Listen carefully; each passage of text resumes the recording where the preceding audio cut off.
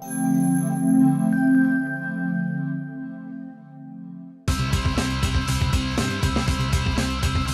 Source is brought to you by Franklin Motor Company in Franklin, Tennessee. Visit them at 3823 Dickerson Road, Nashville, Tennessee, 37207. Or give them a call at 615-865-7350 or find them on the web at franklinmotorstn.com.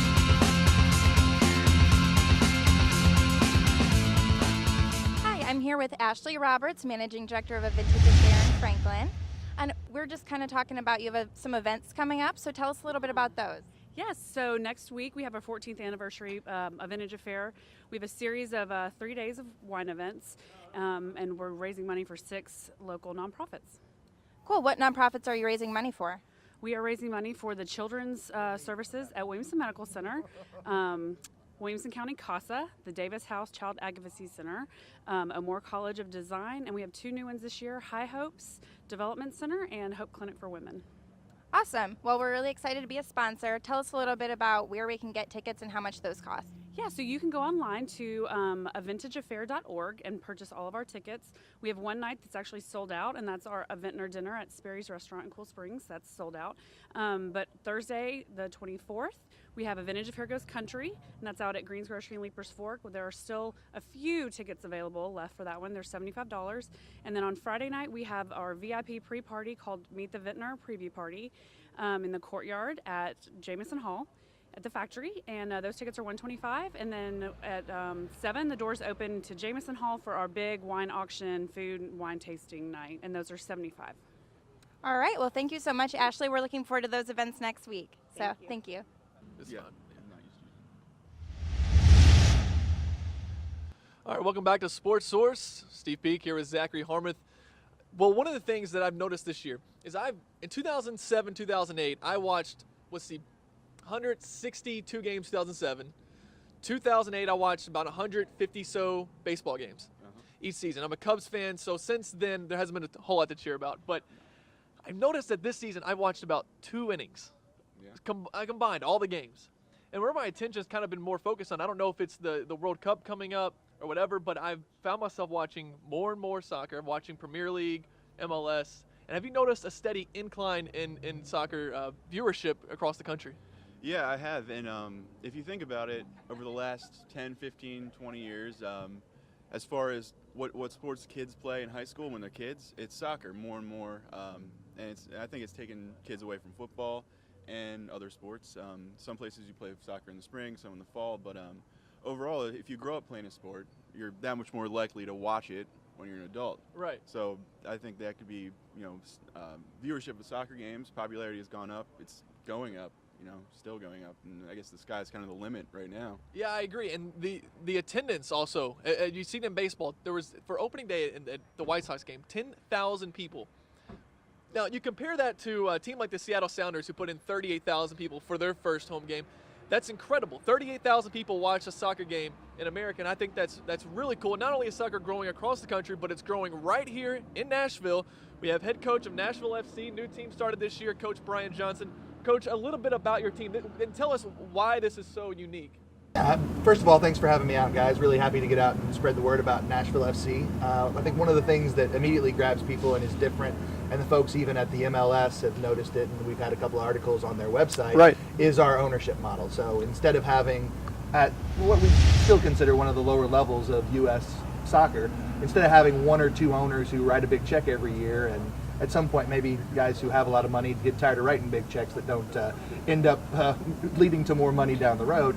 Instead of doing that kind of model, we've set up a model where we have just members who are a part of our ownership group. So at this point, we have close to 500 members who paid $75 each, who get a scarf like this and a chance to vote on the major decisions the club makes as far as our uniforms, our staff for that matter. And I think that model is really somewhat different and is one of the things we hope will allow this to be a sustainable movement in our community. And if it takes off across the country, that'd be great too.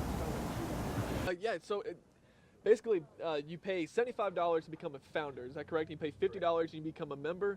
And I did see the articles on Major League Soccer's website, and you can actually check that out, MLSsoccer.net.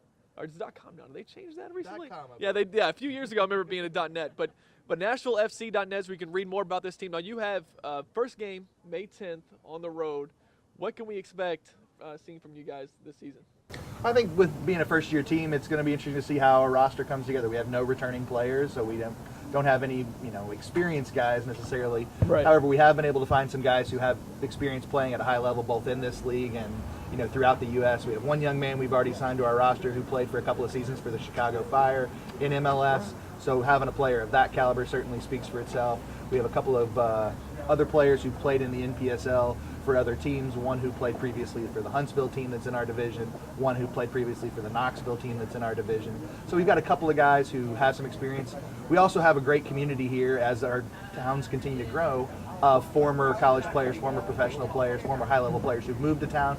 So we'll have a mix of what I like to call our senior citizens who are after college, guys who are in their mid-20s to early 30s, but we'll also have a really strong contingent of current college players that we spend a lot of time, myself and my coaching staff, watching through a tryout process and also our scouting process to make sure that we get a good mix of both, some more experience. Now, just looking at this real quick, now I heard you talking to Coach Clapp about this. What would make you guys different from the Metros and the Atlas, and why would we see you guys succeed?